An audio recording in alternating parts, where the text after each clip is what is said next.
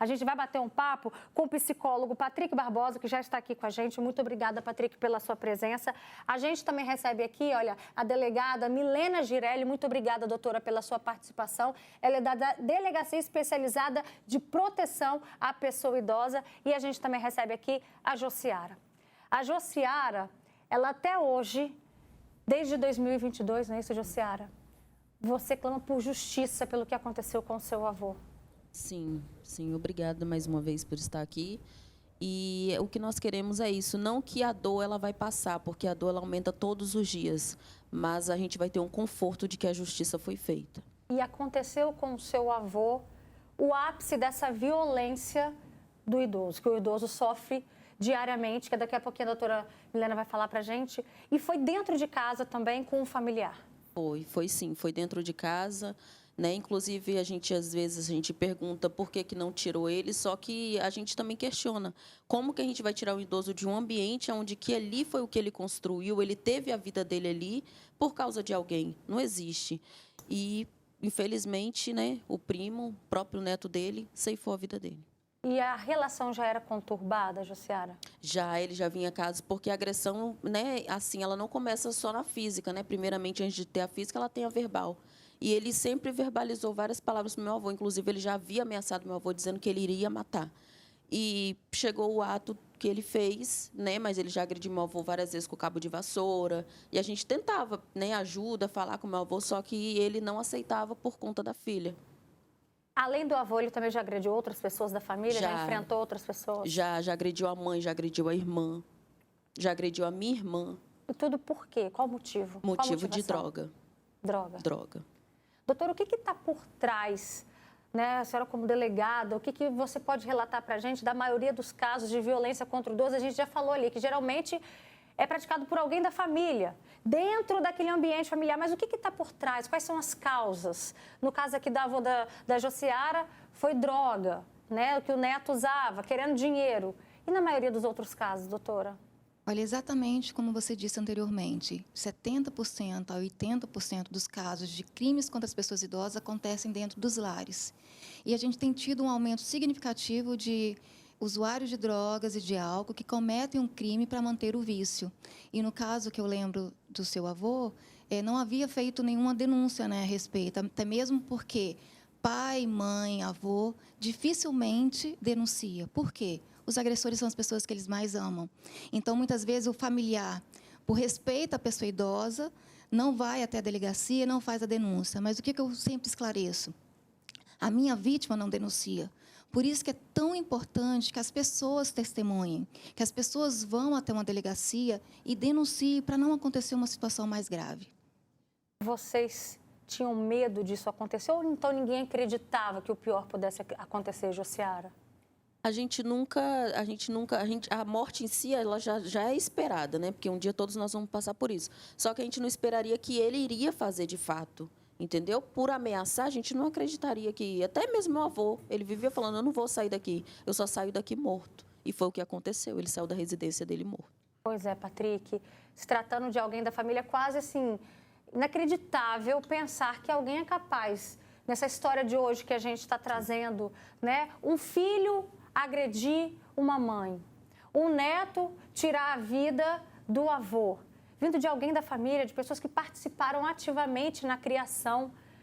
Como que chega a esse ponto?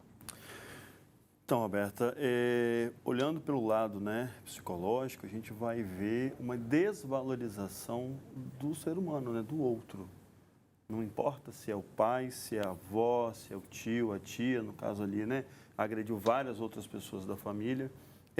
Eu sou melhor, eu sou mais importante do que o outro. E a não ação, né, de enfrentamento das pessoas próximas, justamente por amor, por ser uma pessoa da família, ou até mesmo por entender que aquela pessoa é doente e a melhor ação é não fazer nada, faz com que aquela conduta ela cresça. E normalmente a gente vê aqui sempre que as pessoas que agridem são sempre as pessoas que estão presentes na nossa vida, seja a violência contra o idoso ou qualquer outra pessoa. São 2h32. Eu convido você a participar com a gente sobre esse assunto, né? O drama que que os idosos sofrem a serem agredidos, violentados dentro da própria residência. Geralmente são por pessoas da própria família, 75% dos casos praticados por pessoas daquele contexto familiar, daquele ciclo familiar. Se você tem um relato sobre isso, se você já viu, já presenciou, escuta até mesmo um vizinho que sofre isso, manda pra gente o seu comentário, porque já chegaram aqui já participações. Tem gente dizendo: boa tarde, Robertinho, amo o seu programa, aqui é a Regiane da Serra.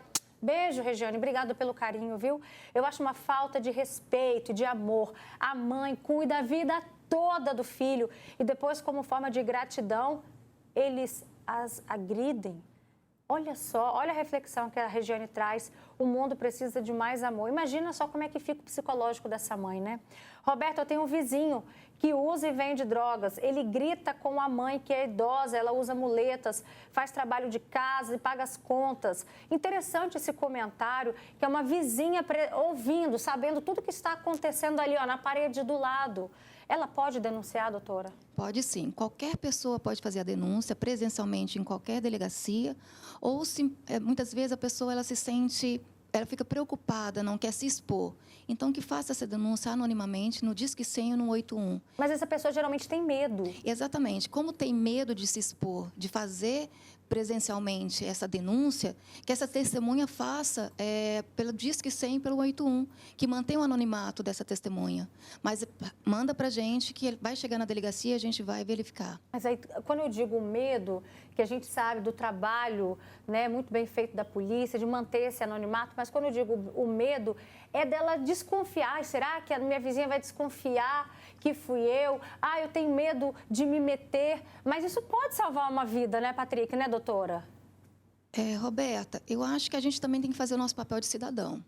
Não adianta reclamar, falar mal das instituições que não fazem o seu papel, que a polícia não faz o seu papel, mas a gente também, como cidadão, a gente tem que denunciar, porque muitas vezes o meu idoso, a minha idosa, ela não tem voz, como o próprio psicólogo falou, por medo ou por amor. Então, o amor faz com que ela não denuncie. Então, muitas vezes, eu preciso de pessoas que testemunham para que seja a voz dessa minha vítima. E que a gente precisa encorajar toda a vizinhança, toda a sociedade, né, Patrick? Sim, e esse medo, né, muitas vezes, ele envolve o medo daquela pessoa ser mais agressiva ainda com o idoso, achando que muitas vezes foi o idoso quem denunciou. Né? O vizinho denuncia, alguém ali da família denuncia, e muitas vezes a gente vê isso acontecendo. Quem sofre, quem é penalizado com isso é o próprio idoso. Mas há situações que são muito pequenas ainda. E à medida que o tempo vai passando, elas vão ficando muito grandes. Então, assim, as pessoas precisam conversar, precisam falar a respeito, precisam procurar ajuda. Então, eu falo sempre que hoje na delegacia não é só a questão jurídica criminal. Nós temos assistente social, nós temos psicólogo, até mesmo para orientar a população do que fazer.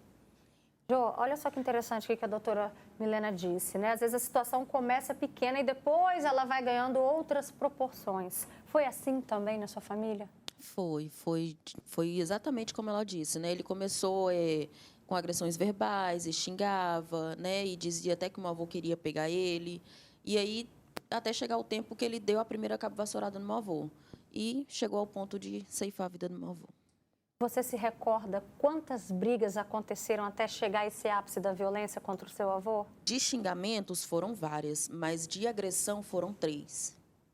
E vocês nunca conseguiram, tiveram essa coragem de denunciar? Não, porque meu avô sempre pedia que não era poder fazer, porque ele ia mudar. Acreditar nisso de que vai mudar. E como é que fica, né, o psicológico desse avô acreditando nessa mudança, o comportamento dessa família que nunca mais, né, volta a ser a mesma família de antes? Como é que fica isso, Patrick? Então, no caso do avô, né, ele vai ficar frustrado no sentimento de fracasso, né, de eu não conseguir. A gente vê, Roberta, os atos, eles acontecem, sim, da forma mais simples até o mais danoso que vai ser o fim da vida. A gente pensa muito que a violência, ela vai ser um xingamento, um empurrão, a desvalorização, né? No caso do idoso, se eu estiver errado, a senhora me corrige, a infantilização do idoso, ela é uma violência.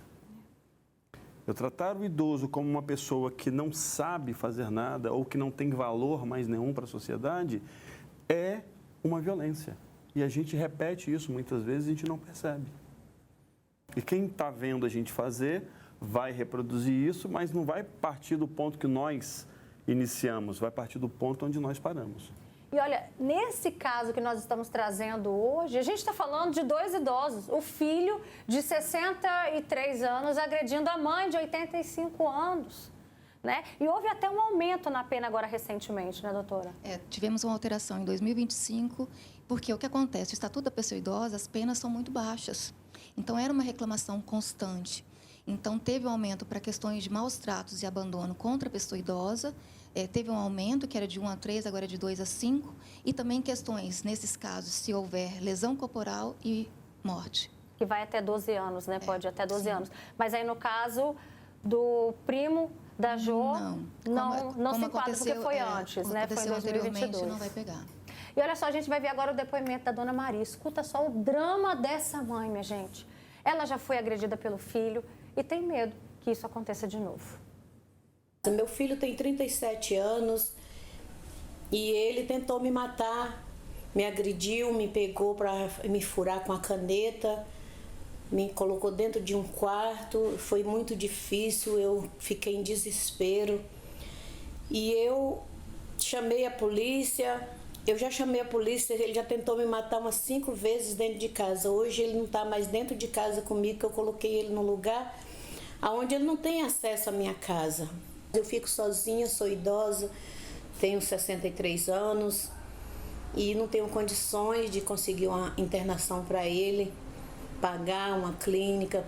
Ele tem problema psiquiátrico, ele tem um transtorno mental por uso excessivo de droga, porém ele continua usando drogas e fica agressivo, ele fica muito agressivo. E ele me pegou aqui dentro de casa a primeira vez e tentou me matar. Eu consegui chamar a polícia, né? Meu esposo correu de dentro de casa, chamou a polícia e eu consegui escapar dele, me tranquei dentro de um banheiro e ele tentando quebrar a porta do banheiro para me matar. Mas, para a graça de Deus, ele não conseguiu. E a minha filha, que é usuária de droga, ela enrolou uma coberta na minha cabeça dentro de casa para me matar. Por Deus que ela não conseguiu, porque meu esposo e meu filho estavam em casa e conseguiu me salvar, né, e tirar ela de dentro de casa. É muito complicado, né? E eu quero muito a internação para ele, porque ele não traz risco só para mim.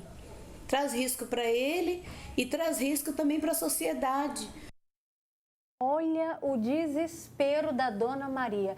E aí a gente se pergunta quando esses assuntos, tanto a segurança quanto a saúde pública, doutora, quando eles se cruzam, que é o caso dela, que ela tenta, por exemplo, uma internação compulsória. Ela já acionou a polícia, já acionou o SAMU, ele já ficou internado mais apenas 24 horas. Uma mãe dessa não teria prioridade num caso desse de urgência? Nesses casos de urgência, sim, mas não sei se você reparou, ela em momento algum ela fala em prisão.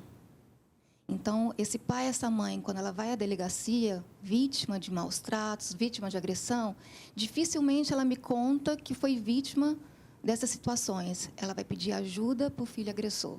Então, ela vai pedir internação, ela vai pedir, muitas vezes, a medida protetiva em situações que são de violência doméstica, uma cautelar, mas ela quer a ajuda da polícia para que aquele filho se recupere. Então, por isso que é tão importante denunciar, porque, às vezes, a situação está muito no começo. E a gente realmente pode ajudar esse filho, mandando para um tratamento, às vezes pedindo uma internação em casos muito urgentes, muito graves, né, que talvez seja esse o caso. Então, por isso que a importância de nos procurar. Igual essa mãe de hoje. Pensa, depois de 12 anos que o filho cumpriu pena na cadeia, para onde que ele volta? Para a casa da mãe.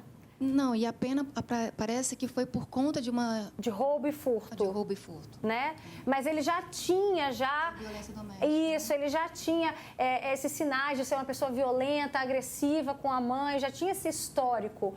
E aí, Patrick, a gente vê o quanto os idosos, né? A gente inclui aí mães, avós, sofrem o dobro, o triplo, por conta dessas características no filho, no neto, e também de ter que encarar essa realidade e ainda ser o que a doutora falou. Eles tentam outros caminhos menos a prisão. Menos a prisão. E fica, né, nítido no relato dela ali o sofrimento pela doença do filho e não pelas agressões sofridas, né? E aí eu falo para todo mundo que mãe é uma coisa que a gente não consegue explicar, né? Que mãe é um amor realmente incondicional. É um amor divino, né? Por mais que o filho seja usuário, seja agressivo, violento, ela ainda se preocupa muito com o filho e muitas vezes negligenciando ali a integridade física dela. Tem relatos aqui, boa tarde, temos que proteger nossos idosos, parabéns, doutora Milena. Outro relato, Roberta, minha mãe sofreu com o meu irmão. Na verdade, minha mãe sofre com o meu irmão, maltrata a minha mãe e ela é idosa. E aí, como é que esses irmãos que assistem isso, como que eles devem se comportar? Como que eles devem reagir? Patrick, daqui a pouquinho você responde essa pergunta pra gente. Só vou ler aqui mais comentários. Boa tarde, eu tô ouvindo o caso que é parecido com o meu, só que aqui é a minha filha e meu genro me ameaçando. Minha filha quer me bater, eu sofro muito, tá? Agora eu tô cuidando de um senhor, nós estamos cuidando dele, levando para ser internado, meu esposo está cuidando. Enfim, dá para ver então, que essa mãe está sofrendo, ela está sendo maltratada pela filha e pelo genro. Dá a entender isso aqui nesse relato, aqui o relato veio grande. Outro comentário que chegou para a gente, boa tarde, infelizmente, às vezes o idoso não abre mão do agressor e também fica contra toda a família. Boa tarde, Roberta, meu pai criou o filho da mulher dele, o monstro cresceu, batia, dopava os pais, vendeu a casa deles e nunca deu R$1 para os pais, tá? Deixou eles na mão, com a mão na frente e outra atrás. Eu fui na delegacia de proteção ao idoso com meu pai, fizemos o boletim de ocorrência, a delegada viu o estado do meu pai, ela até fala que na época nada foi feito, né? Porque o rapaz não tem endereço fixo, porque cometeu vários crimes contra os pais e outras pessoas. Doutora, diante de situações em que a pessoa procura a delegacia, aciona a polícia e que ela fala assim, eu procurei, mas na época nada foi feito. E aí, o que é importante a pessoa ter em mãos para que aquilo dê sequência? A verdade é que as coisas demoram muitas vezes, então eu preciso de testemunhas, eu preciso de investigar, não é só um registro de ocorrência, que muitas vezes a pessoa registra a ocorrência e já acha que acabou. Não, é o começo de uma investigação, é o começo de um inquérito. Então, assim, é a verificação realmente com testemunhas, eu vou ouvir a vítima, vou ouvir o autor, né, o possível suspeito, e esse suspeito ele vai ser ouvido por último, inclusive. Porque eu sempre peço para os familiares que façam a ocorrência, que tragam também testemunhas, para a gente ter mesmo provas o suficiente para eu pedir a prisão dessa pessoa.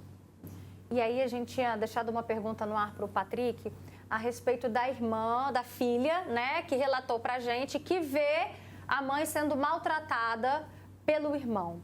Como que essa filha, ou então como que qualquer outra pessoa da família pode intervir nessa situação, Patrick? Como é que é o melhor caminho? Então, o melhor caminho é a não violência, né? Se a gente tem o amparo da justiça, se tem a lei, a gente vai por esse caminho. Por quê? Se você entra no confronto direto, você gera mais dano para o idoso, porque vai ver os filhos brigando, os irmãos brigando, vai muitas vezes, como eu falei anteriormente, vai espirrar, né? Vai voltar a violência depois para o idoso, que vai falar que a culpa foi da mãe. Então, a melhor forma, e aí a gente vai passar por cima, né, do que a mãe Então, por exemplo, a filha nunca deve conversar com o irmão, a irmã que está vendo isso nunca deve abordar o irmão sobre o que ele está fazendo com a mãe? Se é uma pessoa que está aberta ao diálogo, dificilmente ela vai agredir o idoso, né? Ela não vai ter esse comportamento. Então, a gente entende que essa pessoa ela não está mais disponível, mais disposta à conversa. Então, a gente já busca realmente o lado legal. Mas, assim, quando a gente fala de violência de uma forma geral, todos nós pensamos primeiro na violência física, né? Só que essa violência física, ela demora a acontecer. Então, eu falo, xingamento é violência, ameaça é violência, abandono é violência, abuso financeiro é violência. E, muitas vezes, quando essa pessoa idosa diz o primeiro não a esse filho, a essa filha, é quando acontece a violência física. Então, assim, eu vejo muitas vezes a minha vítima só indo à delegacia quando acontece o mal maior, que é a violência física. Mas ela vai me narrando fatos que são extremamente violentos.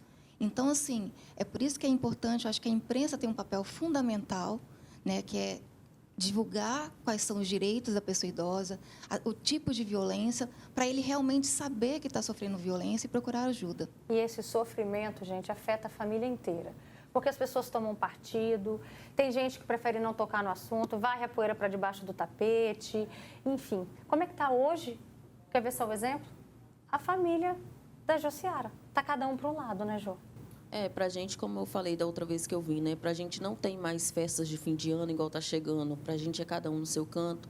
Se eu faço um aniversário, ou meus filhos fazem um aniversário, nem todo mundo vai. Se fulano for, eu não vou. Se ciclano for, eu não vou. Então, assim, quem era a base ali, o alicerce era a vovô, né? Infelizmente, se foi, a família decaiu. Foi cada um pro seu canto. O caso ainda não foi julgado, né? Não, teve a primeira audiência de instrução, vai ter a segunda agora em dezembro, que ele vai ser ouvido e... E o que vamos vocês esperar. esperam? A justiça. Não, como eu falei, não que a dor ela vai passar, porque a dor ela aumenta todos os dias. Inclusive, eu vim agora, o meu filho, que na época tinha 2 meses, hoje ele está com 3 anos, ele me viu com a blusa, ele perguntou: mãe, vovô morreu de quê? E eu saí de casa sem deixar essa resposta para ele. Então, assim, dói ainda e dói muito. E o que nós esperamos é justiça. Que seja a maior pena que tiver, mas nós vamos ficar aliviados sabendo que tem a justiça. Patrick, é uma marca que vai ficar para sempre nessa família, né? Sim, né? Porque isso é uma cicatriz, né? É uma ferida que está aberta, que ainda está sangrando há 3 anos e que vai sangrar ainda por muito tempo. Por isso que é importante a gente abrir o espaço para levar esse alerta, para levar esse diálogo entre as famílias, porque a partir do primeiro sinal, como a doutora disse, que possa ser maus tratos no sentido de negligência, de xingamentos, tudo isso já configura violência contra o idoso. E é preciso ficar atento a esses sinais. Obrigada, doutora, pela sua participação. Obrigada também, Patrick. Jô, um beijo para você e para toda a sua família. Mais uma vez, a gente agradece a sua presença, tá?